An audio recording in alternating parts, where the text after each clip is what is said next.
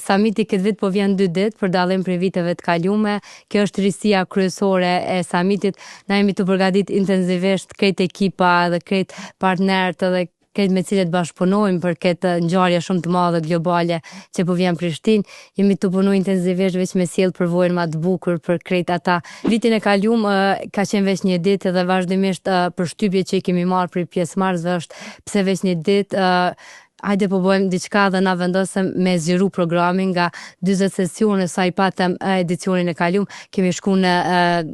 gati 100 sesione, 100 falës për vendeve ndryshme të botës, e kemi ngrit madje edhe nivelin e falësve, pasi që kemi shumë falës global për kompanive të njoftuna siç janë Google, Microsoft, Canva, OpenAI, BMW, Bosch, Viberi e shumë kompani të njoftuna. Përveç që krijohet një partneritet, njerëzit mujnë me ardhë me u lidh partneritete, pasi që kemi një numër shumë të madh të kompanive, rreth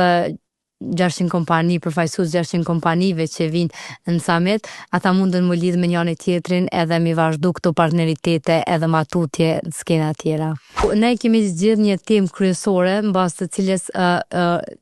organizohet edhe këtë agenda dhe këtë tema tjera është Future is now, e ardhmja është tani, kështu që lidhen gjitha me inteligjencën artificiale, me mënyrën çka do të më bën na mos me met mbrapa apo çush na do të mi përqafu trendet e reja sepse vendet e punës po lëvizin, madje vet inteligjenca artificiale po prodhon vende të reja të punës. Kemi mi e sjell pikërisht këta njerëz cilët po bëjmë pjesë në ndryshime në për korporatat mëdhaja, në për kompani të mëdha, siç është për shembull Microsoft, kemi Chief AI, pra i cili kam na tregu edhe këtë falës e tjerë qysh na me u gjind me AI. Sot biletat mundet me marrë në power2hr.com e na dojmë njerëzit nëse i ke bë 3-4 kontakte të reja, i ke njoftu 3-4 njerëz që në të ardhmen kanë më t'i hap dyert për një ide tonën, për një bashkëpunim të ri,